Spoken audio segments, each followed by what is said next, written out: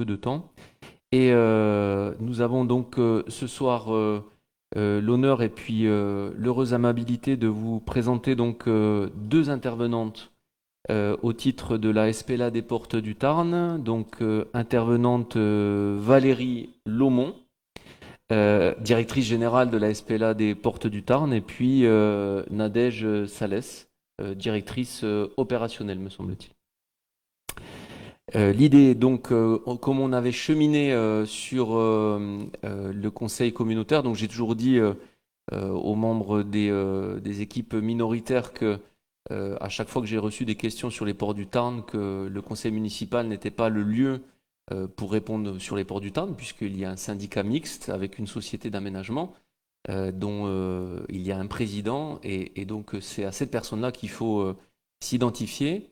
Cependant, on sentait qu'il y avait vraiment un besoin, en tout cas, d'information sur la partie porte du Tarn, et donc Madame Laumont avait déjà présenté l'ensemble du parc d'activités des ports du Tarn, la mécanique, l'histoire, en conseil communautaire pour informer l'ensemble des maires, puisqu'en fait, c'est ce qui remontait de la part des élus locaux, notamment des maires, le fait justement d'avoir peu d'informations. Et donc, on va dire que c'est la suite logique que de pouvoir informer l'ensemble, cette fois-ci, des conseillers municipaux et conseillères municipales. La ville de Buzet l'a fait, je crois, il y a quelques mois. Et donc, c'est vrai que tout naturellement, Saint-Sulpice, ce sont les deux communes sur le territoire des Ports du Tarn. Il me semblait utile d'inviter Madame Laumont et Madame Salès. Donc, je vous en remercie. Merci d'être venus à cette séquence.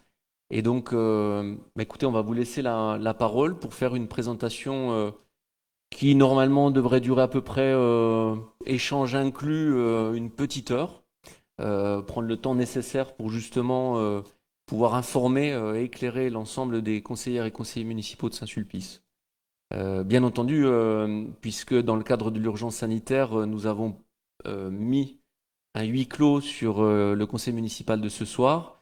C'est pour ça que vous avez un ordinateur avec une caméra, puisque les échanges, vous le savez, le conseil municipal est public, et donc au travers du numérique et à l'aide du digital, nous rendons public les échanges et cette séquence, puisque l'ensemble de la population et les Saint-Sulpiciens peuvent participer à distance, mais être avec nous dans la salle au travers du son et de la caméra. Madame Laumont et Madame Salès, en tout cas, je vous le redis, bienvenue ce soir et je vous laisse présenter donc les portes du Tarn. Monsieur le maire, je vous remercie. Mesdames et messieurs, bonsoir. Donc effectivement, le temps qui nous est accordé, c'est de vous présenter l'opération dans sa globalité depuis l'origine. Et pour ce faire, je vais commencer par peut-être vous donner déjà deux indications sur qui fait quoi. Parce qu'il y a deux structures en présence et il est important que vous ayez le rôle de chacun bien à l'esprit avant d'égrener les étapes clés de cette opération. À la base de tout, il y a un syndicat mixte. Syndicat mixte qui est en fait le décideur, l'initiateur, le décideur tout au long de cette opération.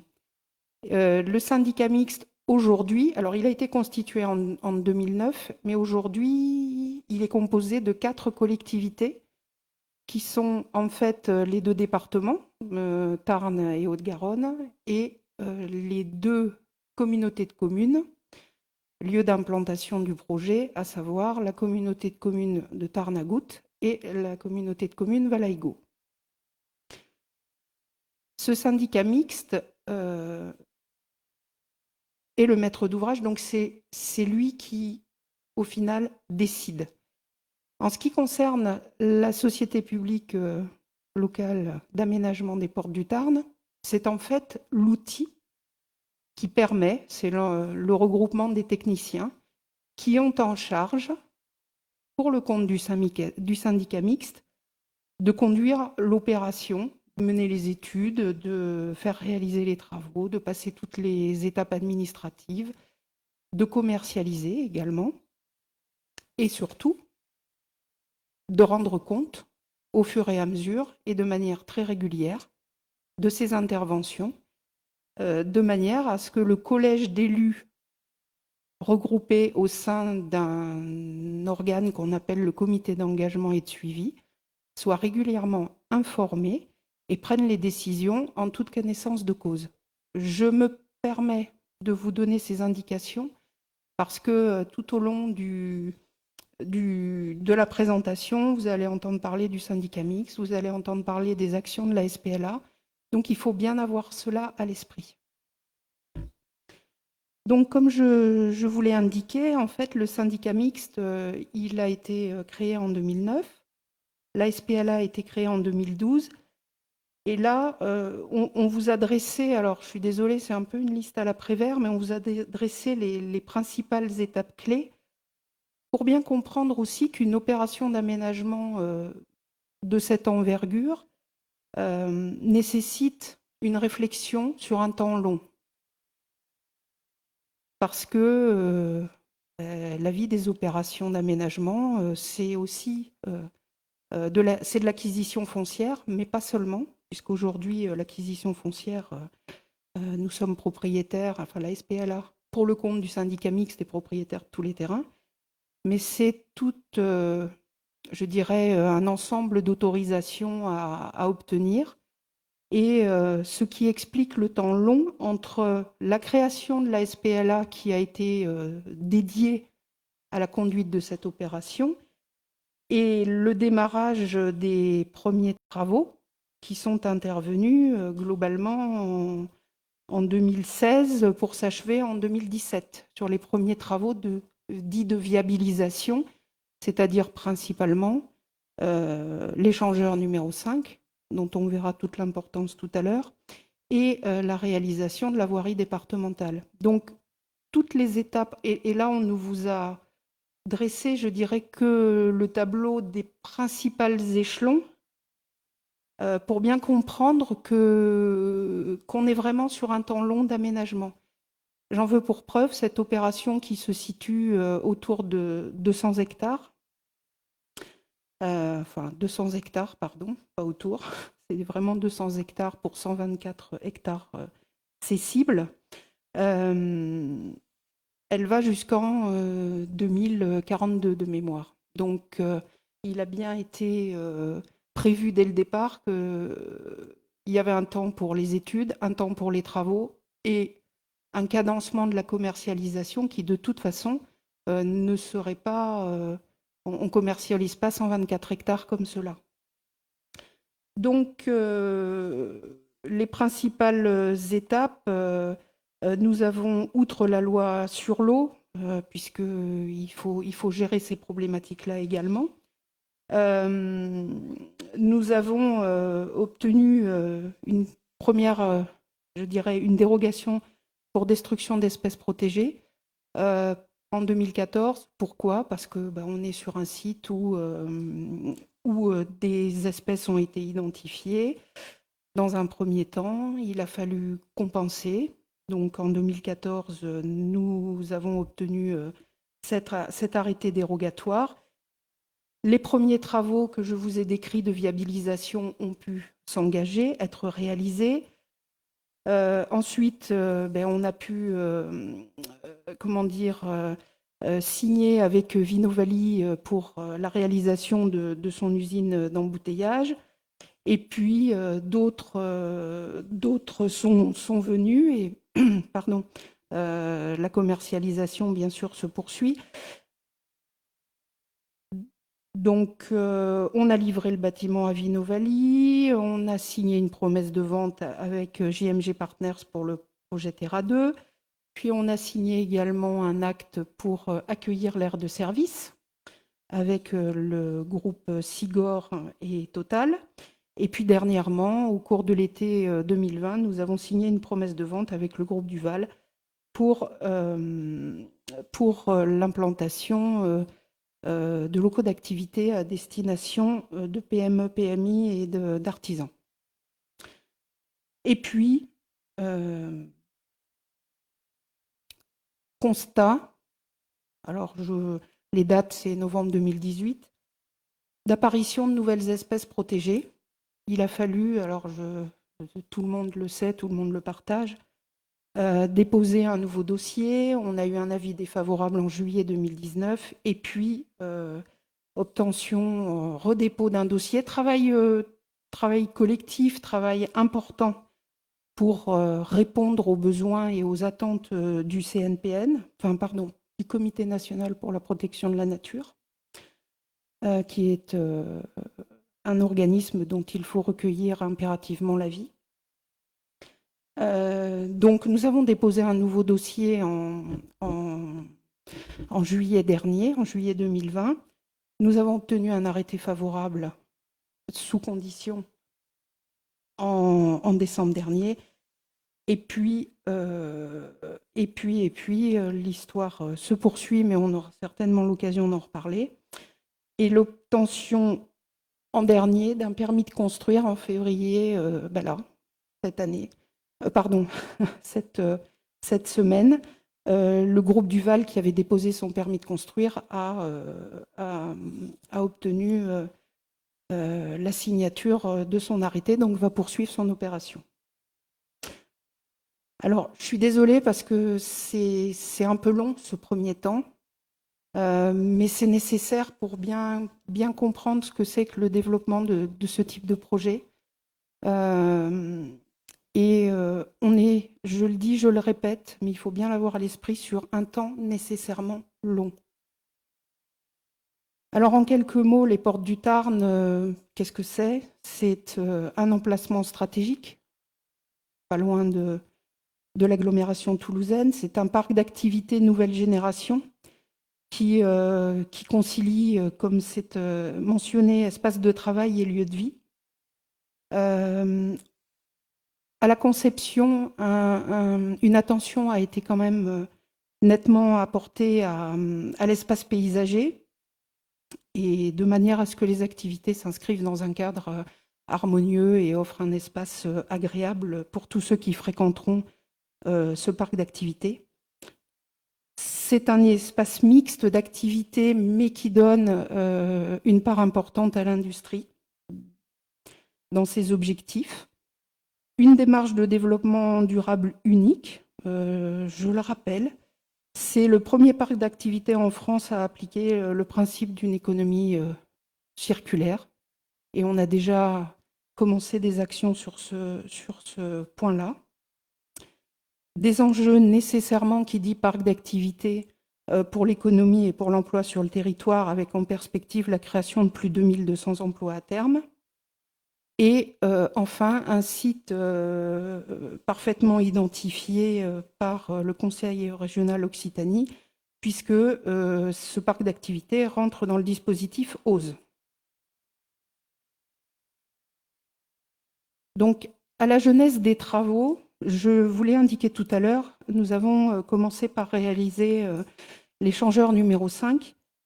C'était un aménagement qui, en fait, avait été prévu depuis la réalisation de l'autoroute A68, donc depuis 1992.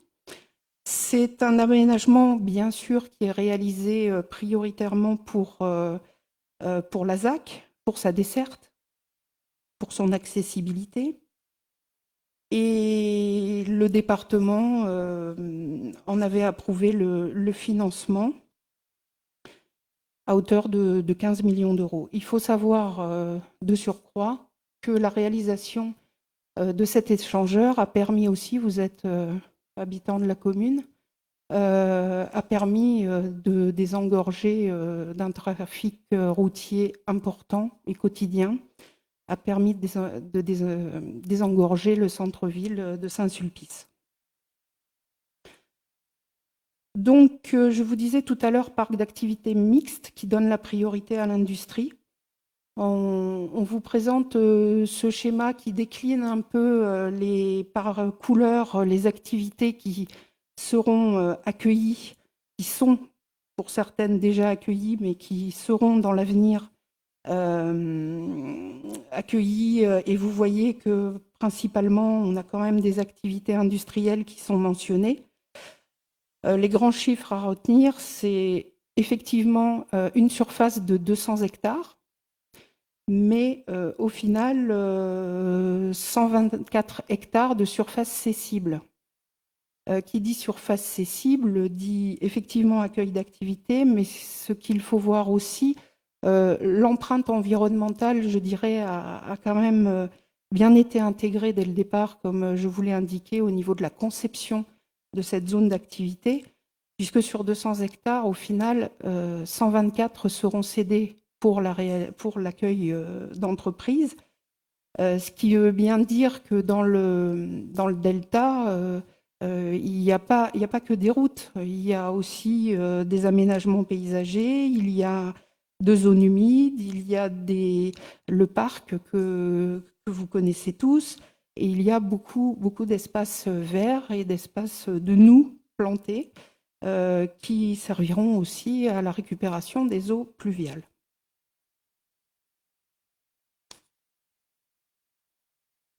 Et je vais passer la parole à Nadège qui va vous présenter l'économie circulaire. Oui, vous reconnaissez sur le. Ah ben, mince. Vous reconnaissez, j'allais dire, vous reconnaissez sur la carte qui était juste avant, que je n'ai plus. Voilà. La sortie, donc l'autoroute A68, hein, et le fameux barreau routier, comme disait Madame Lomont, qui a permis aussi de faire une déviation, un contournement, notamment des poids lourds par rapport au centre-ville de Saint-Sulpice qui traversait notamment l'avenue Charles de Gaulle. Et c'est d'ailleurs pour ça qu'on a pu aussi engager derrière les travaux de l'avenue Charles de Gaulle, parce que sans ce barreau routier-là, on n'aurait jamais pu en fait le faire au vu du volume de transit, à la fois des véhicules légers et des véhicules lourds.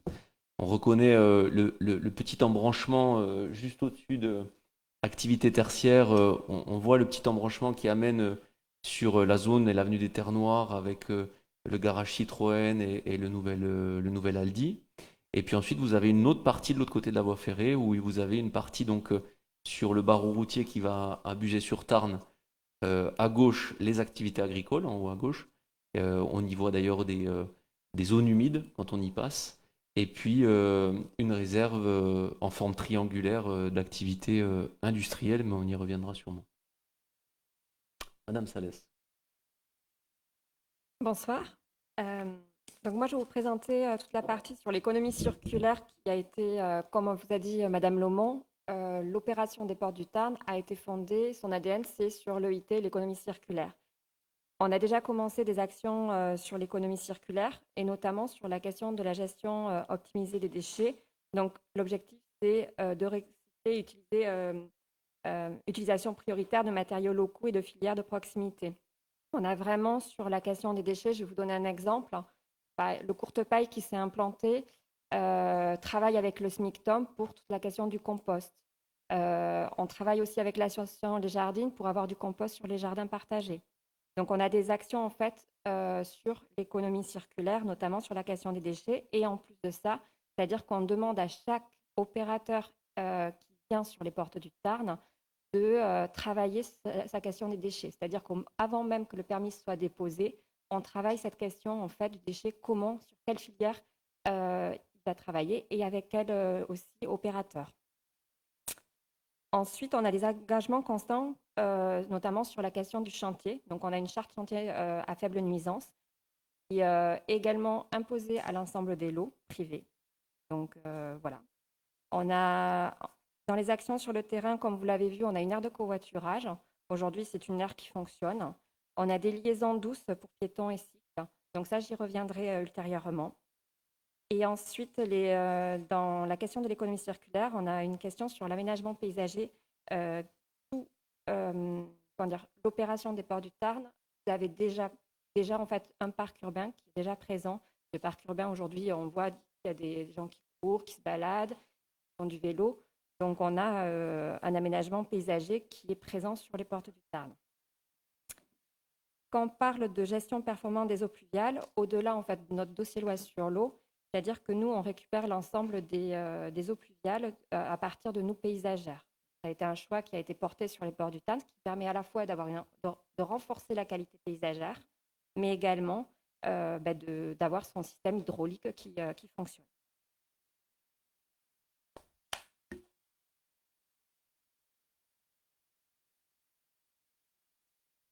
N'hésitez pas, hein, si vous avez des questions en cours de route, je pense Oui, que oui, oui, allez. ça permettra aussi de... Parce que si on attend la fin pour revenir à toutes les questions, donc en cours de route, n'hésitez pas si vous avez des questions techniques. Complètement. Euh, Là, je vais vous présenter un peu la partie paysage et biodiversité. Donc, il faut savoir que l'aménagement qui a été réalisé donc, sur les portes du Tarn, aujourd'hui, on est à plus de 35 000 plantations sur le parc d'activité, à la fois les arbres et arbustes qui sont plantés ce jour. Et également, on a travaillé sur les mesures compensatoires sur des plans de haies, mais que vous avez également en lisière en fait, des portes du Tarn. C'est-à-dire que vous avez des haies qui ont été plantées, qui sont vraiment là pour favoriser la biodiversité. On travaille avec Arbres Paysages d'Autan et Tarn sur ce projet de plantation de haies.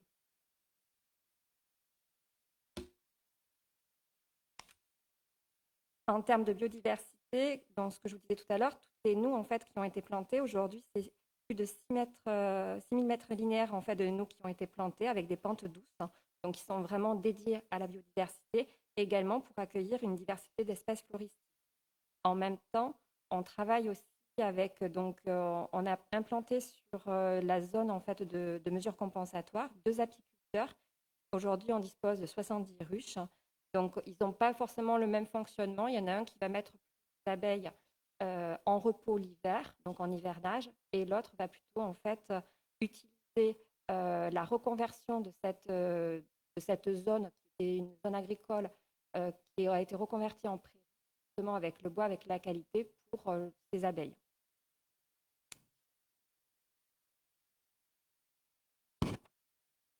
Monsieur le maire, tout à l'heure, vous parlez des zones humides. Aujourd'hui, donc les zones humides qui ont été créées, il y en a 2. Il y en a une au nord, une au sud. On a également une vidéo de présentation de cette zone humide. Il faut savoir qu'on l'a travaillé avec le maître d'œuvre Kéros, qui est professeur à l'INT à Toulouse. Chaque année, on a des étudiants qui viennent voir ces zones humides parce qu'ils viennent voir en fait le fonctionnement hydraulique en fait ces zones humides. Les zones fonctionnent. On est parti de terre agricole pour aller vers une zone humide. Aujourd'hui, c'est 8 400 mètres carrés sur la zone nord qui est vraiment dédiée donc à la question hydraulique. Mais comme il y a également, en fait, elle est aussi, comme si vous voulez, on a du maraîchage à côté, d'espaces agricoles et on a en fait des oiseaux migrateurs qui peuvent passer sur cette zone humide. Elle est une ressource. Elle est favorable à la biodiversité. Et pareil, sur la zone humide sud, on a des oiseaux qui vont nicher, par exemple.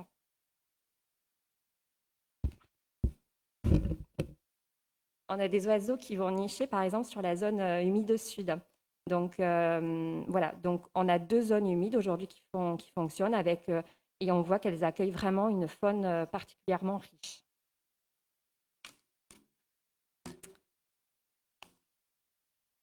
Pour la faune, on a également réalisé un aménagement d'un passage pour la faune qui a été réalisé en 2017. Donc, on a, si vous voulez, on a un appareil photo en fait, à l'intérieur qui permet en fait, de photographier le type des espèces qui passent. Et du coup, on s'est aperçu que aujourd'hui, le passage est vraiment fonctionnel et permet en fait, aux espèces de traverser la voirie principale, le boulevard Mendès France. Donc ça, c'est les actions. On nous en a mis quelques-unes. On n'a pas mis toutes les actions qu'on a réalisées sur la biodiversité. On en aura d'autres par la suite. Mais voilà, on vous a montré quelques actions qu'on a fait sur la biodiversité. On va passer sur la partie développement durable, qui est plutôt dans un concept assez général pour parler notamment des jardins partagés, puisqu'on a mis en place plus de 30 parcelles en fait, pour les jardins partagés. Aujourd'hui, elles sont pratiquement toutes pleines. Elles sont dédiées aux habitants de Saint-Sulpice, de Buzet, donc de la communauté de communes de Tarn-et-Gaudent et de Valaïgo. On a une association qui a été créée en 2019 pour la gestion de ces parcelles. On travaille avec l'association Les Jardines. Les Jardines ont même mis en place un questionnaire pour justement, parce qu'on est dans une période un peu plus complexe, du coup, pour rassembler en fait les jardiniers. Donc, on travaille en fait à distance aussi avec l'association Les Jardines, pour justement connaître l'évolution, pour toujours évoluer en fait sur ces jardins partagés. Donc l'objectif premier de ces jardins, c'est de renforcer les liens sociaux, c'est d'améliorer le cadre de vie des habitants, de favoriser la pratique du jardinage et de promouvoir l'adoption des pratiques respectueuses.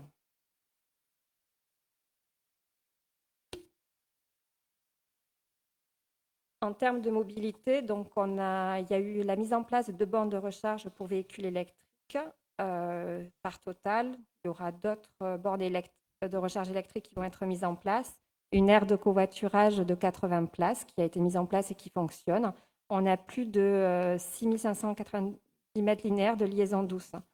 On vous a fait un petit rapport pour vous montrer qu'on a plus de liaisons douces aujourd'hui et de cheminement piéton et mixte que de mètres linéaires de voirie, alors qu'on a l'échangeur en fait à l'intérieur de ces mètres linéaires de voirie.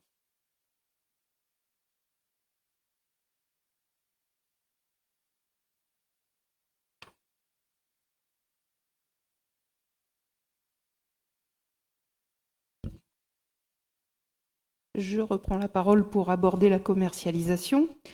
Tout d'abord, donc, pour vous présenter ce qu'on appelle, nous, dans notre jargon, le plan masse de l'opération, c'est-à-dire le plan dans lequel on fait un prédécoupage des parcelles, sachant que ce n'est qu'un titre indicatif, puisque lorsque nous recevons des prospects, les parcelles ne sont pas figées. C'est tout l'avantage d'ailleurs d'une zone d'aménagement concerté, c'est de pouvoir faire évoluer le schéma des parcelles sans avoir besoin de recourir à quelque autorisation que ce soit. Donc, dans le plan que l'on vous présente là, on voit soit les entreprises qui se sont implantées, soit celles qui sont sous ce que l'on appelle sous promesse de vente. Donc, au niveau des implantations, vous voyez dans la partie sud Vinovali, qui a été la première entreprise à nous rejoindre. Et puis ensuite, l'aire de service portée par l'investisseur Sigor et qui accueille aujourd'hui la station-service Total et puis 2 points de restauration. Au milieu de notre zone d'aménagement concerté, vous voyez la parcelle qui est dédiée à JMG. Donc, les 2 premiers dont je vous ai parlé sont signés, vendus et réalisés. JMG est sous compromis de vente avec un permis de construire qui est aujourd'hui obtenu. Et puis, un petit peu plus au nord, vous voyez un petit carré bleu avec évoqué le groupe Duval. Donc, c'est une parcelle de 25 000 m² qui est dédiée à recevoir des activités, comme je vous l'ai dit tout à l'heure, dédiées à des locaux dédiés à des artisans et des PME. Et puis, il y a une zone au nord qui représente 23 hectares de mémoire, qui là est d'un seul tenant, mais non, je vais peut-être vous en parler tout de suite, parce que ça sera plus simple. En fait, c'est une zone sur laquelle, dans le cadre de l'avis favorable du CNPN sous condition qui a été émis le 14 décembre dernier, dont je vous ai parlé tout à l'heure, en fait, a émis une condition, c'est qu'en partie centrale de cette grande zone, il y a tout un écosystème qu'il nous a été demandé de préserver, donc dans le cadre d'une règle qui s'appelle éviter, réduire, compenser. Et donc, en fait, nous avons réduit à hauteur de ce qui était demandé 6,5 hectares à l'intérieur de ce périmètre. Donc, on peut peut-être, Monsieur Berlureau, s'il vous plaît, on a un plan... Un plan zoom. Voilà, c'est le premier. C'est la fameuse zone triangulaire que je parlais tout à l'heure, de l'autre côté de la voie ferrée. Voilà. Donc pour vous repérer, en fait, c'est derrière le Citroën, de l'autre côté de la voie ferrée. Pour celles et ceux. D'ailleurs, on voit sur le plan, en bas à droite, vous retrouvez le fameux passage à niveau. Et puis, le garage Citroën. Donc, dans cet espace, en fait, cet espace, à l'origine, n'a jamais été prédécoupé. C'était une surface qui pouvait être cessible, on va dire, d'un seul tenant.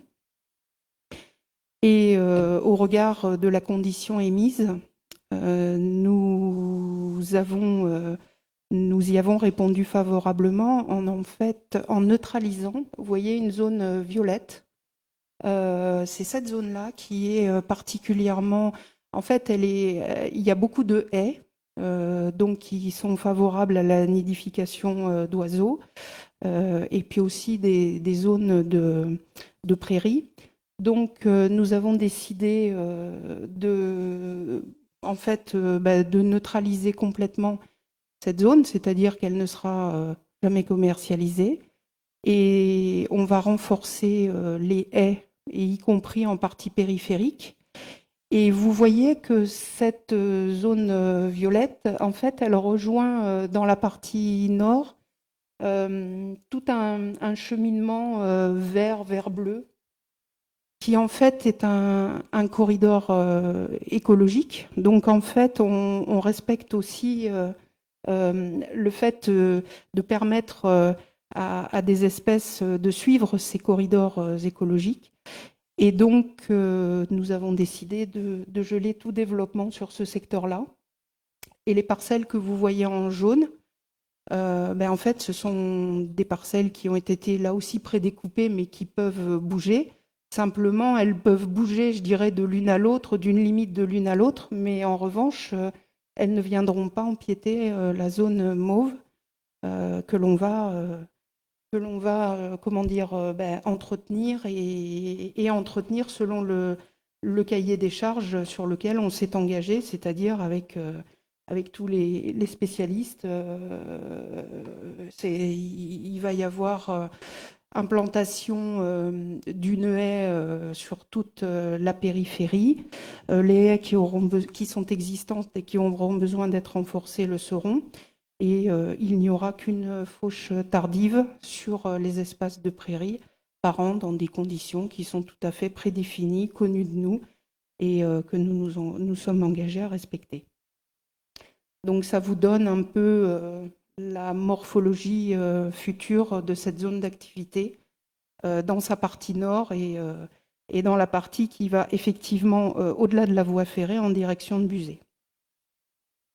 Une zone, suite aux recommandations et avis du CNPN, une zone en fait sacralisée pour la protection de la nature, alors qu'au départ c'était une zone commercialisable qui devient une zone sacralisée avec le détail que vous a donné Madame Lomont. Merci. Donc je reviens sur les implantations. Donc je vous ai indiqué tout à l'heure la première implantation Vinouvali, qui en fait est un bâtiment qui a été livré en janvier 2018. Ensuite, nous avons aussi contracté un bail un fermage avec Vinouvali sur 3 hectares pour la plantation et l'entretien de cépages anciens. Et le groupe Sigor en suivant pour la création de l'aire de service. Donc, je vous l'ai dit, avec 2 points de restauration, un point de restauration rapide et un point de restauration un peu plus, assis, une formule de restauration. Et 2 projets qui sont en cours. Le projet JMG Partners, donc la logistique industrielle, sur des locaux qui sont dédiés à la location ou à la vente. Un projet de 70 000 m² de surface de plancher constructible, avec une promesse de vente qui a été signée en 2017. Et pour la livraison, elle est prévue au 4e trimestre 2022.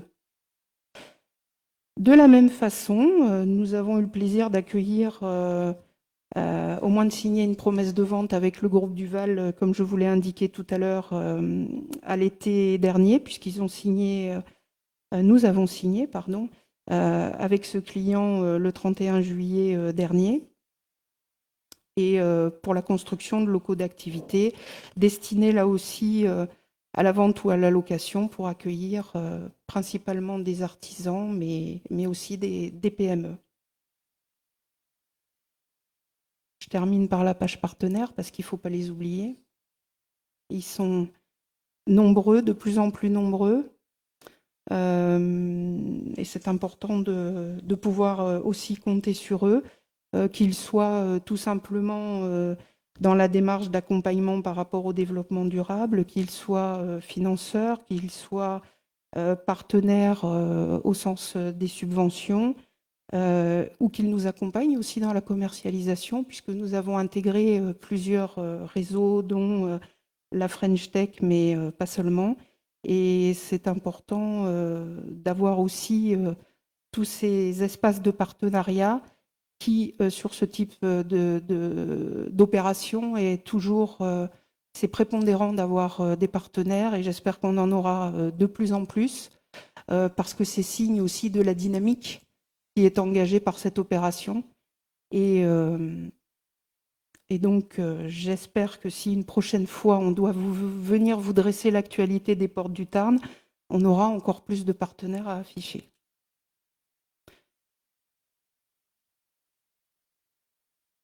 Voilà, dire aussi que vous êtes basé, parce que beaucoup d'habitants de Saint-Sulpice pensent que vous êtes basé à Albi.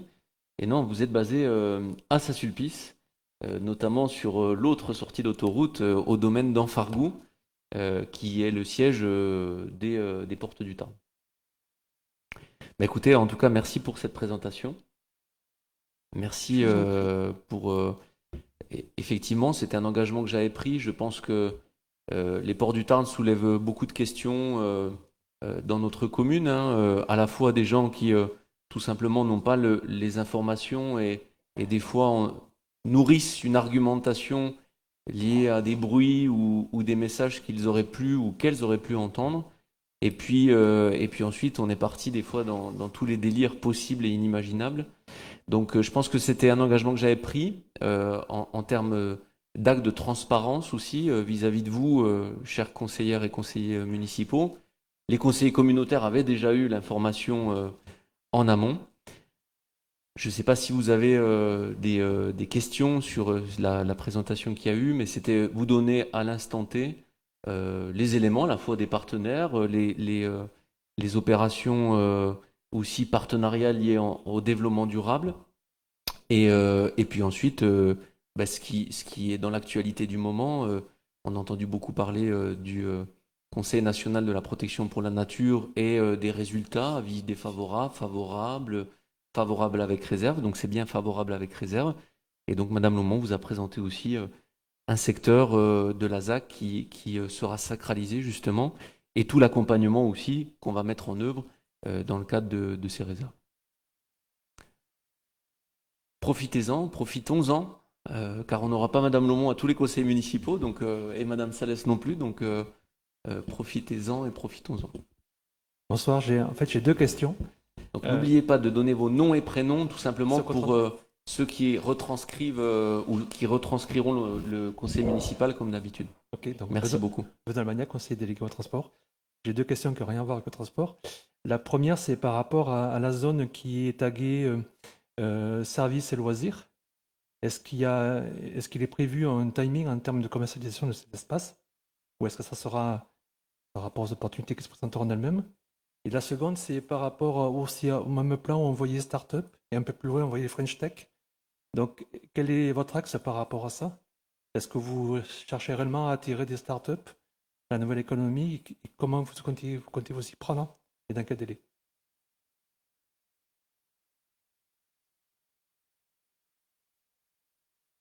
Alors, pour la première question, pôle loisirs, services, commerce, puisque c'est comme ça que l'activité est dénommée, c'est sur la parcelle, la grande parcelle rouge que vous avez vue. Très clairement, aujourd'hui, il n'y a rien. On n'a pas engagé la commercialisation parce qu'on est concentré sur les activités et l'industrie.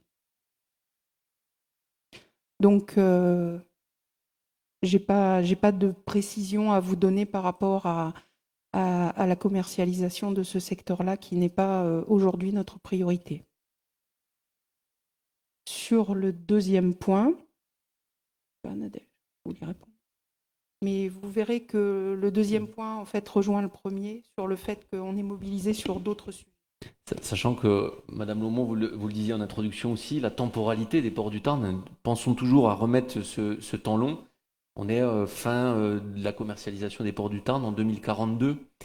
Donc, quand Madame Lomont dit c'est pas la priorité pour la prochaine dizaine d'années, quoi. On est plutôt focus sur l'industrie aujourd'hui.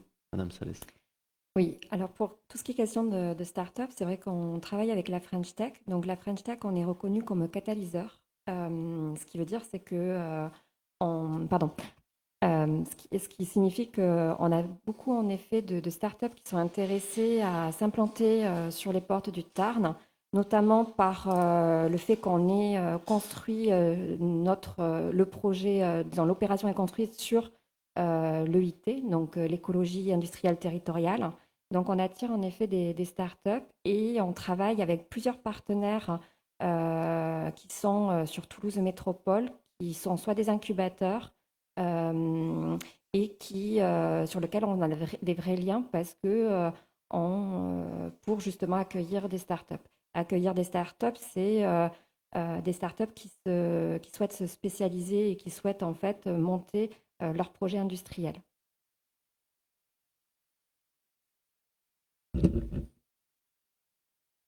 Oui, Malika Mazouz, Saint-Sulpice Active et Citoyenne. Peut-être juste un petit amendement par rapport à ce qui a été dit. Le second avis du CNPN a été émis avec condition et non avec réserve. Pas vraiment la même chose. Vous n'êtes pas sans connaître évidemment la doctrine éviter, réduire, compenser. Donc en 2009, on a beaucoup entendu, dans votre présentation, a été mis en avant des mesures de compensation. Quelles actions ont été menées pour éviter en fait. Ça n'a pas été abordé, donc si vous pouvez nous apporter des précisions, merci. Alors, en ce qui concerne l'évitement, je vous parle là effectivement, vous avez raison, ce ne sont pas des réserves, ce sont des conditions qui ont été émises par le CNPN en décembre dernier. Dans l'évitement, aujourd'hui, clairement, on a 8,5 hectares de zones qui étaient, de terres qui étaient commercialisables, de terrains commercialisables, qui ne le sont plus aujourd'hui. Il y a 6,5 hectares qui ont été évoqués sur la zone nord, et il y a au niveau du bois de la Faguetti 2 hectares supplémentaires qui sont neutralisés, d'ailleurs sur la parcelle H1 qui est dédiée au pôle loisirs services commerce. Ce sont 2 hectares, je dirais, supplémentaires qui sont neutralisés pour renforcer aussi la biodiversité, notamment par la création de dépressions pour les amphibiens sur ce secteur-là.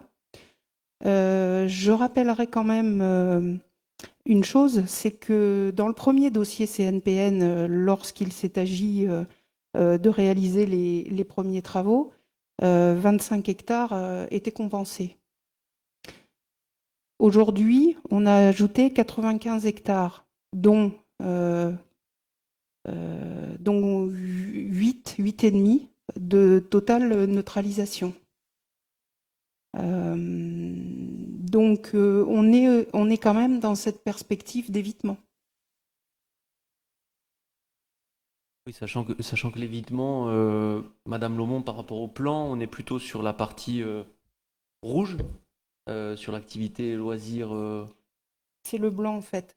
C'est la partie blanc, le carré blanc, en fait. Oui. La zone en gris, c'est le bois, qui est un bois classé. Et les 2 hectares dont je vous parle, ce sont les 2 hectares qui sont en fait l'espace interstitiel entre le bois en gris et les parcelles à commercialiser en rouge. Et donc au nord, on vous a présenté les 6,5 hectares. Sylvain Plugnon pour Saint-Sulpice Activité Citoyenne. Enfin, parler quand même d'évitement alors qu'on compense à hauteur de 95 hectares, ça me paraît pas tout à fait correct quand même. On parle plus de compensation. On a eu une inflation foncière de compensation, puisqu'il y a eu quand même, je crois, une soixantaine d'hectares achetés, 40 hectares conventionnés, ou l'inverse, je ne me rappelle plus exactement. En plus, en général, quand on fait de la compensation, on essaye de compenser non pas des terres agricoles comme ça a été fait, mais des terres, par exemple, à remettre, par exemple des friches industrielles ou des choses comme ça. Alors, dans la compensation, d'abord, nous n'avons rien acheté encore, puisque pour cela, il y a une étape, il y a d'autres étapes à franchir au niveau administratif. Il y avait l'avis à recueillir du CNPN. Il y a maintenant un arrêté interpréfectoral qui doit nous être délivré pour qu'on puisse continuer et que l'on puisse continuer à réaliser des travaux. Donc pour l'instant, nous avons pris des engagements, puisque les engagements sont consignés dans le dossier que nous avons déposé au mois de juillet dernier, puisque nous avons l'engagement de tous les propriétaires et de tous les futurs exploitants, puisqu'il faut s'entendre sur ce que l'on doit, sur les engagements que l'on prend. La compensation, certes, est majoritaire. Il est prévu d'acheter 60 hectares et d'en conventionner 35 autres, avec des objectifs très précis, puisque on est sur des activités qui sont soit on passe de culture céréalière à du pâturage. On permet à une exploitation d'apiculture de se développer. Donc, on est aussi dans un cadre de compensation différent différent en termes d'usage de ce qui a pu se pratiquer jusqu'à présent. Et aujourd'hui, on est sur un ratio de 1 hectare impacté pour 1 hectare 2 compensé. On est dans un ratio de 1 à 1,2. Donc... Oui, sachant que Madame Lomont aussi, éviter, compenser, réduire, donc vous le dites, il y a plus de compensations. Elles sont faites en plus avec valeur ajoutée, puisque compensation n'est pas traditionnelle. Après, le juge de paix et l'autorité, Madame Sénégas dira « moi je veux plus compenser », moi je dirais « je veux plus éviter », Madame Drabec dira « je veux plus réduire ». Au final, le dossier a été présenté, le juge de paix et l'autorité, c'est le CNPN, c'est quand même, je pense, les plus grands spécialistes en la question en France qui ont donné leur opinion. Dont acte et respectons cette décision. Alors, Sylvain Plugnon, alors juste pour préciser, Monsieur Bernardin, dans la séquence éviter, réduire, compenser, il faut d'abord éviter, en tout premier lieu, ensuite réduire, et enfin, si on n'a pas pu éviter ou réduire, on doit compenser. C'est pas, on choisit parmi ces trois-là lequel on préfère. C'est pas du tout comme ça que ça se passe. Merci pour le cours, Monsieur Plugnon. J'ai essayé d'expliquer de manière pédagogique à l'ensemble de la population qui aussi nous regarde. Puisque vous disiez, moi j'aurais préféré que, en tout cas l'interprétation qu'on peut avoir de votre question, c'était j'aurais préféré qu'il y ait plus d'évitement que de compensation. Je le répète, le dossier a été remis avec plus de compensation que d'évitement, et le juge de paix, c'est le CNPN. C'est pas Raphaël Bernardin, Valérie Lomont ou Sylvain Plugnon. C'est les membres du CNPN qui ont l'autorité en France pour ça. Oui. Pardon.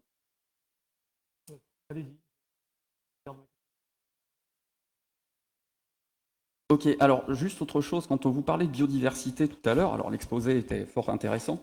Par contre, ce qui n'a pas été dit, et ça c'est bien dommage, c'est qu'actuellement il y a une enquête publique, une consultation publique sur le site de l'Adréal Occitanie, donc une consultation en ligne, qui s'arrête donc aujourd'hui sur un arrêté vous permettant de détruire une centaine d'espèces protégées. Quand vous avez présenté la biodiversité, vous n'avez pas du tout parlé de ces espèces protégées qui allaient être perturbées, détruites, voilà. Je trouve dommage du coup de ne pas l'avoir présenté à ce moment-là, parce que pour une ZAC qui se veut vertueuse, ne pas parler de ça, c'est quand même bien dommage. La biodiversité en France est actuellement en recul assez incroyable. Et là, on a un projet qui va du coup détruire énormément de biodiversité. On peut se poser la question, mais pour quelle raison du coup ne pas éviter? C'est d'où mon propos, Monsieur Bernardin. Pourquoi ne pas éviter plutôt que de détruire ces espèces et de construire cette ZAC non pas avec la nature comme ça aurait été bien, mais contre la nature, puisque là il y a énormément de haies qui vont être détruites, il y a tout un tas de choses. Alors d'autres vont être construites, mais éviter me paraît déjà un propos plutôt intéressant, en tout cas en première approche.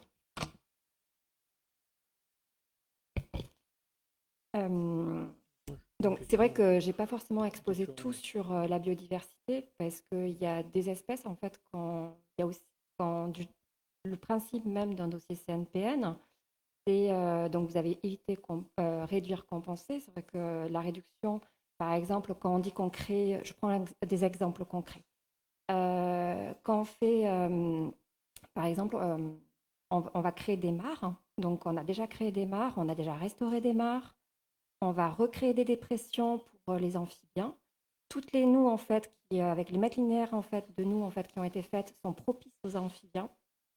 Les zones humides, elles sont également aussi des zones en fait, qui sont dédiées en fait, à la biodiversité et on voit qu'elles fonctionnent sur la biodiversité. Je ne vous ai pas montré tout ce qu'on a fait sur la zone, en fait, la première zone de compensation qui était des obligations de l'arrêté de 2014. Ces obligations, elles ont été faites, c'est-à-dire qu'on a fait en fait une maison pour les chouettes. Quand on parle en fait de haies, pourquoi les haies? C'est pour les chauves-souris déjà, premièrement. Donc tout le linéaire de haies en fait qui est au nord de les 6,5 hectares ont déjà été compensés. On vient en plus les éviter. Et ensuite, donc on a plusieurs actions qui vont être menées également dans la réponse en fait, avec la note complémentaire sur les conditions qui ont été émises, c'est justement pour répondre à la biodiversité. On a trouvé des sites qui permettaient de répondre en fait, à cette biodiversité, et c'est de restaurer notamment sur... on a des obligations réelles environnementales, donc en conventionnement, donc on vient vraiment restaurer par exemple des sites et on va aider par exemple un agriculteur à aller vers plus de biodiversité sur son secteur. Excusez-moi, Jean-Philippe Felicetti, conseiller municipal de la majorité. Ma question sera un peu moins verte, mais plutôt orientée économique. J'ai noté que vous aviez un objectif de 2200 emplois par rapport à la trajectoire de ce projet. Je pense que, je dirais, dans l'économie dans laquelle on vit, avec un pourcentage de chômage important, je pense que c'est un facteur à souligner. Et dans ce cadre-là, la question que je vous pose est la suivante. Quels sont bien sûr, ça va certainement profiter, je dirais, au local, l'environnement, Saint-Sulpice-Buzet et un peu au-delà. Quelles sont les possibilités que vous avez d'orienter la recherche ou la favoriser les emplois pour dire la périphérie des communes qui sont, je dirais, porteurs de ce projet-là? Est-ce qu'il y a des moyens? Est-ce que vous allez influencer, je dirais, les prochains partenaires privés qui vont s'installer pour que la recherche se fasse sur un réseau d'abord local et étendre en fonction des capacités, des profils recherchés? Quels sont les moyens que vous avez? Voilà. Je pense que ça intéresse nos citoyens à savoir s'ils vont pouvoir travailler sur l'emplacement plutôt que de faire des kilomètres. On va récupérer de l'énergie là aussi et du verre. Bien sûr que c'est la vocation première, c'est effectivement créer autant d'emplois pour aussi permettre aussi d'éviter certains déplacements, notamment quotidiens sur Toulouse ou autre, enfin sur la métropole en général, bien évidemment. C'est de créer des conditions d'accès à l'emploi à côté de chez soi. Et au-delà de ça, nous avons aussi un partenariat avec les communautés de communes de Valaïgo et de Tarnagout, où lorsqu'une activité, puisque vous avez vu qu'on a un fléchage d'activités assez précis qui est prévu. Et lorsqu'une entreprise, il nous arrive que des entreprises se présentent à nous, soit directement, soit par différents canaux de partenaires, et encore on ne les a pas tous cités, et qui ne correspondent pas à la vocation. On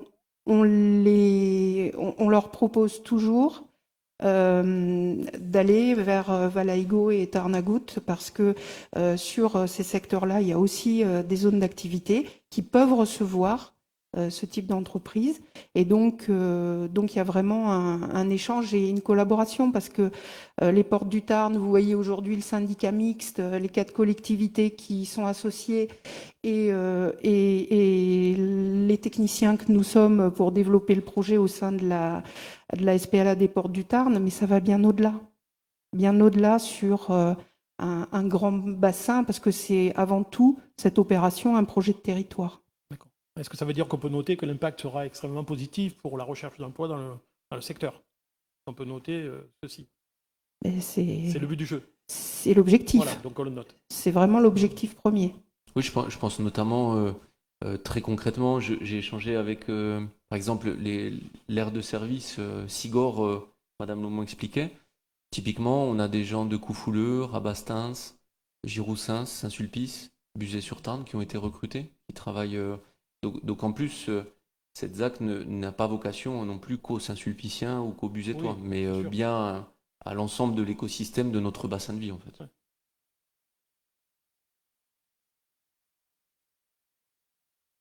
Ça marche, oui. Oui, Julien Lassalle pour le groupe Saint-Sulpice Active et Citoyenne. Bon, déjà vous remercier pour cette présentation. Je sais que l'exercice n'est pas facile, puisqu'il n'a échappé à personne que c'est un sujet de tension entre notre groupe d'opposition et le groupe majoritaire. Un élément qui me semble important quand même dans le contexte et qui n'a pas été évoqué, c'est l'entrée de la région au capital de la SPLA. Je pense que c'est assez récent et c'est quelque chose d'important parce que la région a la compétence en termes de développement économique et que dans ce cadre-là, en tout cas nous l'espérons, elle facilitera la commercialisation de cet espace. Il a été évoqué précédemment la question de l'emploi. Je pense qu'il faut qu'on évoque la question de la formation aussi. Et on a un sujet sur le territoire qui est la création d'un nouveau lycée. Que la région soit aussi partie prenante dans le développement de la ZAC, ça nous permet aussi peut-être de lui murmurer qu'il serait bien d'avoir un lycée sur le territoire qui permette aussi de former les gens aux emplois d'avenir. Et je pense que ces emplois, ils seront y compris dans le cadre de la transition écologique. En tout cas, c'est ce que nous portions pendant la dernière campagne des municipales. Un regret quand même, enfin, je vous remercie, monsieur le maire, de permettre qu'on ait une discussion ici en conseil municipal qui doit aussi éclairer nos concitoyens, quelle que soit leur sensibilité sur le sujet. Néanmoins, moi, ce que je regrette, c'est que la responsabilité politique ne soit pas portée suffisamment par ceux qui président quand même à la destinée de cette ZAC, qui sont principalement le conseil départemental du Tarn et celui de la Haute-Garonne, enfin même peut-être davantage celui du Tarn. Moi, j'espère qu'un jour on pourra avoir une discussion avec le SMICS, puisque, comme il a été très justement rappelé, c'est eux qui définissent la stratégie de commercialisation, qui imprime tout ce volet politique sur quel choix on fait.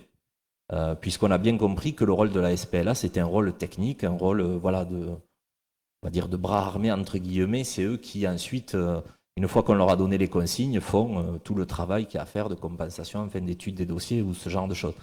Donc voilà, moi j'espère qu'un jour, ceux qui président, ou du moins celui qui préside le SMICS, viendra aussi discuter avec les élus locaux sur ce qu'on souhaite faire de cette ZAC. Je pense aussi qu'il faut qu'on regarde cette zone d'activité en regardant ce qui se fait juste à côté, enfin, c'est-à-dire la ZAC des cadeaux, par exemple, dont la commercialisation, le contrat qui avait été noué avec Temelia s'est achevé il y a quelques mois, qu'on fasse le bilan aussi de cette commercialisation sur donc une ZAC qui était plus petite comparée à celle des Portes du Tarn, et qui n'est pas rempli au bout de à peu près, je dirais, 20 ans de commercialisation, puisque c'était au début des années 2000.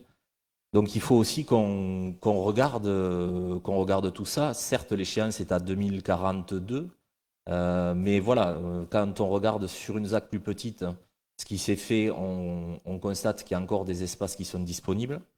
On peut aussi s'inquiéter sur une zone d'activité qui est beaucoup plus grande, de notre capacité à la remplir d'ici à l'horizon 2042. Voilà, c'est pas pour polémiquer, mais c'est juste pour dire qu'il faut qu'on revoie aussi nos analyses par rapport à ce qui s'est fait précédemment. Sur le volet emploi, moi j'ai entendu ce qui était dit avant moi. Je pense qu'il faut aussi que les métropoles jouent le jeu et qu'elles ne rejettent pas à l'extérieur de leur zone d'influence les activités dont elles ne veulent plus. Parce que quand on parle du projet Terra 2 et de la question de la logistique, alors que vous appelez logistique industrielle, puisqu'il fallait bien parler d'industrie, bon, ce n'est pas la vision que nous on a autour de ce projet-là, mais de toute façon, ce qu'on constate aujourd'hui, c'est que la métropole se débarrasse notamment de la logistique. Le meilleur exemple, enfin, du moins celui que nous on a en tête, c'est celui de la Socamil, qui était donc basé à Tournefeuille et qui est maintenant du côté de Castelnaudary, avec voilà, des entrepôts qui ressemblent un petit peu à ce qu'il va se faire, enfin, ce que vous souhaitez faire. Pas vous en tout cas, mais le SMIX sur la ZAC des Ports du Tarn. Donc il faut aussi, puisqu'on est dans la zone d'influence de la métropole, qu'elle nous permette aussi d'avoir des activités qui soient à valeur ajoutée plus intéressantes, je pense, que de la simple logistique. Je vais essayer de ne pas faire trop long. Sur les jardins partagés, donc vous avez évoqué les jardins partagés tout à l'heure. Nous, le retour qu'on a pour l'instant, c'est que c'est plutôt en train de devenir une zone qui est à l'abandon, c'est-à-dire qu'il y a la moitié des terrains, semble-t-il, qui ne sont plus occupés. Des gens sont partis, donc il y a un contrat a priori qui est passé avec une association. On ne sait pas s'il sera renouvelé ou pas, comment ça va fonctionner. Bon, pour l'instant, semble-t-il, ça fonctionne plus aussi bien que par le passé. Alors, il y a peut-être l'effet Covid, puisque les jardins partagés ont été fermés pendant un temps. Mais bon, en tout cas, moi, je vous alerte sur l'état des jardins partagés. Et une question, et je termine là-dessus. On a sur la ZAC un grand panneau avec un projet de création de bureaux, secteur tertiaire donc, qui serait porté par Temelia. Ça fait plusieurs années qu'on a ce grand panneau qui est. Où est-ce qu'on en est de ce projet d'implantation d'un immeuble de bureaux sur la ZAC? Merci.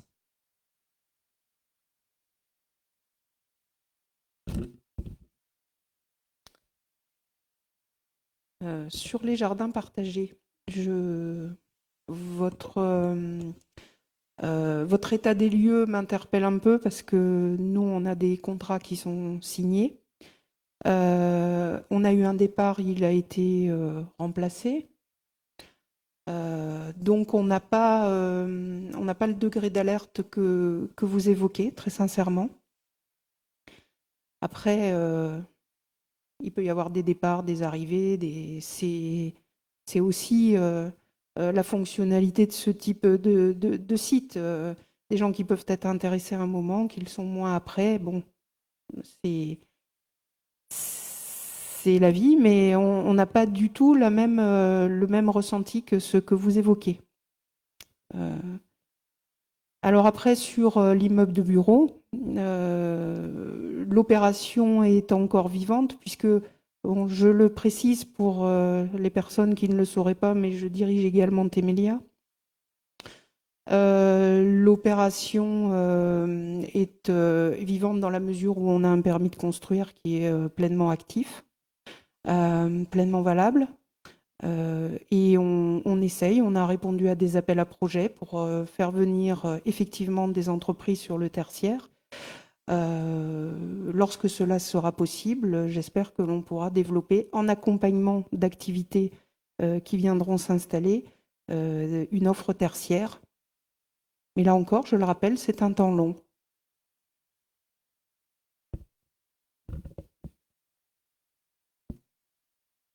Écoutez, on va prendre peut-être une ou deux dernières remarques et questions et on clôturera cette présentation, puisqu'on avait dit à peu près une petite heure, on a dépassé un petit peu. Et ensuite, on enchaînera l'ordre du jour et on vous libérera, mesdames. Donc, allez-y, profitez-en. On va laisser peut-être, je vois Monsieur Paluel et puis Madame Manteau. Allez-y, Madame Manteau, je vois que vous avez le micro. Et puis ensuite, on laissera la parole à Monsieur Paluel et on clôturera l'échange. Oui, moi, c'est juste quelques petites remarques, effectivement, juste pour vous dire que, simplement pour revenir sur le point de départ de l'attention, en fait, qui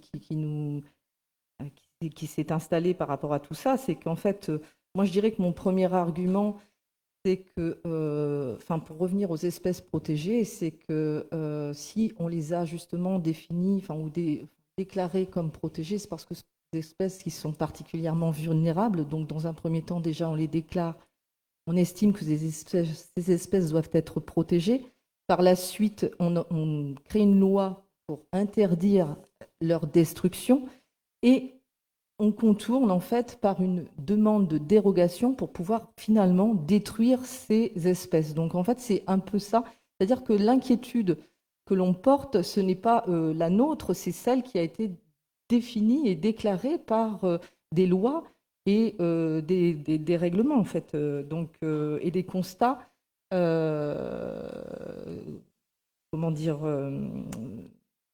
au-delà de nos propres personnes, en fait. Bon, ça, c'était une première chose. Je trouve que c'est quand même beaucoup de travail, beaucoup d'énergie, de temps et d'argent pour aller à l'encontre de quelque chose avec lequel on pourrait travailler autrement, en fait. Voilà. Et puis, une deuxième chose, c'est que tout à l'heure, on parlait des emplois. C'est quand même dommage d'opposer des emplois, parce qu'en fait, on n'est pas du tout, dans notre propos, on n'est pas du tout à l'encontre, ou contre l'emploi dans le secteur. Il se trouve que d'autres types d'emplois ou d'autres façons de voir les choses peuvent être envisagées que des activités polluantes et pas forcément valorisantes, oui, voilà, comme le disait mon collègue tout à l'heure. Et enfin, concernant les jardins partagés, j'ai moi-même un jardin, une parcelle au niveau des jardins partagés, et je peux vous dire, vous êtes apparemment très loin de l'ambiance qu'il y a au jardin, effectivement, parce que c'est effectivement très dégradé, et parce que de là à penser que réunir un ensemble de personnes pour pouvoir en fait, c'est un petit peu comme l'histoire de la ZAC. Hein. Vous essayez d'artificialiser, par le fait de rassembler un certain nombre de personnes intéressées par un jardin, on pense qu'on va impulser une dynamique associative et une dynamique de groupe, d'animation et d'émulation au sein des jardins. Or, ce n'est pas du tout le cas. Ce n'est pas du tout comme ça que ça fonctionne. Et il y a effectivement, vous avez effectivement réussi à créer, à mettre la pression sur certaines personnes pour qu'une association se mette en place. En fait, c'est 3 personnes, hein. Mais il n'y a pas du tout d'animation, il n'y a pas du tout. Alors, et puis c'est vrai que votre décision de nous clôturer, de nous empêcher d'aller au jardin sur des parcelles qui sont extrêmement, grande et en plein vent, effectivement, bon, tout le monde était sous pression à ce moment-là, mais donc à un moment très délicat, mars, avril, sont des périodes où tout se met en place au jardin, laminer un petit peu la dynamique des jardins. Voilà.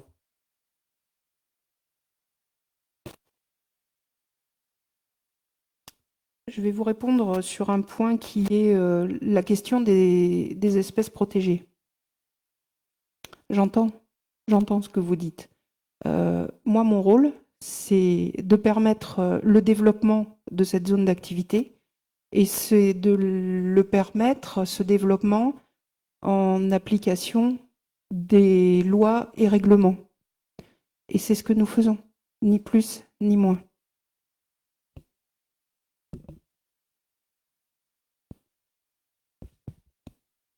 Je vous réponds sur la question des jardins. Donc, les jardins, en effet, c'est l'association Les Jardines. Il y a eu trois personnes qui sont désignées pour justement gérer en fait cette association, donc pour animer. Bon, il est vrai qu'elles ont commencé en décembre 2019. Malheureusement, en mars, on a subi tous le premier confinement. On a autorisé de suite, dès qu'on l'a su, à ce que vous reveniez en fait sur les jardins. Parce que la loi interdisait justement d'aller sur des lieux avec un regroupement. Donc là, on a permis de réautoriser en fait l'accès au jardin. Ensuite, là, on travaille avec l'association parce que, bon, comme on a subi aussi un premier, on a les couvre-feux. Donc, on sait très bien qu'on n'a pas le droit de vous rassembler. Donc, c'est assez compliqué pour l'association Les Jardines de vous réunir, de vous rassembler. Nous, là, on est en train de travailler avec elles justement pour les animations. C'est le rôle en fait de l'association, mais on les accompagne. On les accompagne également sur la question de l'entretien, voir comment on peut améliorer l'entretien en fait de ces jardins. Les parcelles, aujourd'hui, il reste 8 parcelles, elles sont en train d'être louées.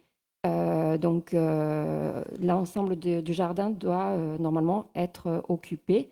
Je comprends, ça prend du temps. L'animation, ça prend du temps. Et puis, les conditions aujourd'hui sanitaires ne permettent pas cette animation-là. Oui, c'est vrai que le Covid a complexifié les choses. Je peux vous en parler parce que nous aussi, on a des jardins partagés en centre-ville et c'est relativement complexe. Monsieur Paluel, vous aviez pris le micro, donc je pense que vous vouliez prendre la parole et on clôturera après les échanges. Ça va être une question assez rapide et plutôt pratico-pratique. Dans votre présentation, vous avez évoqué dans le processus de commercialisation plusieurs étapes, donc la promesse de vente, la signature et la livraison. Vous avez évoqué donc 2 signatures avec le groupe Duval et le groupe JMG. Quand vous avez parlé du groupe JMG, il y avait une livraison en fin 2022. Qu'est-ce qu'il va y avoir jusqu'à donc cette date de fin 2022 et en 2022, qu'est-ce qu'il va y avoir? Est-ce que ça va véritablement sortir de terre ou est-ce que ça sera le moment pour JMG de pouvoir utiliser? Ça, c'était la première question. Une deuxième, dans la notion de, vous avez évoqué la notion de prospect, donc il y a aussi une notion commerciale. Est-ce que vous avez une force commerciale qui vient, alors vous avez évoqué, je n'ai pas retenu le nom, mais FinTech, pardon, excusez-moi. C'est-elle la force commerciale ou est-ce qu'au-delà de ça, il faut aller chercher, quand on commercialise, on va chercher des acheteurs, entre guillemets. Et comment vous faites aujourd'hui? Quelle est la démarche que vous avez pour justement commercialiser les lots? Alors, on va répondre à 2 voix. Première question sur le développement du projet JMG. Point de départ, on a la nécessité d'effectuer des travaux de viabilisation pour permettre l'accessibilité à la parcelle JMG, mais également à la parcelle Duval qui se trouve à côté. Pour pouvoir viabiliser, donc entreprendre les travaux de réseau et de voirie, de nous, etc., on a la nécessité d'avoir l'arrêté interpréfectoral dont je vous ai parlé. Ensuite, il s'agira pour JMG de pouvoir, puisqu'ils ont aujourd'hui un permis de construire, il y a une autorisation environnementale à compléter pour ce qui les concerne, puisque pour l'instant, son instruction est suspendue à l'avancement de notre propre autorisation par rapport à cet arrêté interpréfectoral dont je vous ai parlé. Mais l'objectif, c'est de pouvoir leur livrer la parcelle accessible, la parcelle qui leur est dédiée, accessible, qu'ils achètent le terrain, on va dire, sur un calendrier que l'on espère à la fin de l'année, pour ensuite, l'année 2022 serait serait, comment dire, réservé à la construction de leurs bâtiments, par leurs soins. Nous ne faisons que livrer une parcelle. Voilà. C'est vrai que M. Palluel a raison sur le calendrier entre la prospection et l'étape de vraiment où les gens, les citoyens, en fait, voient des bâtiments s'élever de terre. Il peut se passer de très nombreux mois, voire quelques années d'échange. C'est d'ailleurs pour ça que souvent certains mauvais esprits disent que les ports du Tarn, le SMIX, il y a une espèce de complot, tout est sous cloche et les informations ne sortent pas. Effectivement, j'en fais partie, je peux vous le dire, en tant que délégué. On nous demande de signer des contrats de confidentialité, puisqu'en face de nous, on a des industriels qui portent des projets par millions d'euros pour poser sur le territoire. Des fois, c'est des délocalisations de sites en France ou c'est des restructurations de leur société. Et forcément, ces gens-là n'ont pas envie que ça s'apprenne ou que ça se déverse dans la presse. Et donc, c'est pour ça que toute cette phase-là est, entre guillemets, réservée aux membres uniquement du SMIX. Et c'est seulement quand des éléments sont officiellement contractualisés, c'est le cas par exemple de Duval, où là, on est autorisé, on peut se permettre d'en parler aussi bien les services que les élus. Madame Salès, oui, ou Madame Lomont. Juste là, sur le calendrier, on est encore un peu, je dirais, dans l'expectative. Donc, c'est un calendrier qu'on espère objectif, mais aucune certitude. Sur le deuxième point, il n'y a pas que la French Tech. Il n'y a pas que, si vous voulez, mon rôle notamment, est de travailler donc, avec l'ensemble des brokers de Toulouse Métropole, de travailler également, de me renseigner tout le temps sur l'OTIE. L'OTIE, c'est l'Observatoire en fait, de l'immobilier d'entreprise de Toulouse Métropole. C'est de travailler, de constituer des synergies avec les incubateurs de Toulouse Métropole, de travailler aussi avec les CCI, de travailler avec avec des opérateurs privés, différents qu'ils soient, pour justement trouver en fait les industriels. C'est ce qui nous permet de répondre à des appels à projets. Donc voilà, donc on est sur tout un réseau qui est très grand, qui nous permet justement de faire de la prospection et de continuer à suivre en fait les prospects, puisqu'on a on a mis en place tout un logiciel à l'intérieur des ports du Tarn. Il y a un CRM, un outil de gestion, qui nous permet de suivre les prospects et de les relancer régulièrement.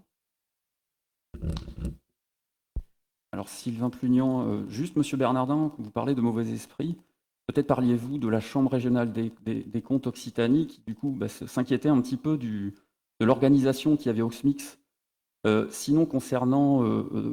en fait, on n'est pas contre le développement économique, mais le développement économique soutenable nous paraît beaucoup plus important que le développement économique comme Terra 2, dont je rappelle c'est une plateforme logistique, alors industrielle visiblement, mais une plateforme quand même qui va ramener 250 allers-retours de camions, donc 500 passages sur les routes saint-sulpiciennes.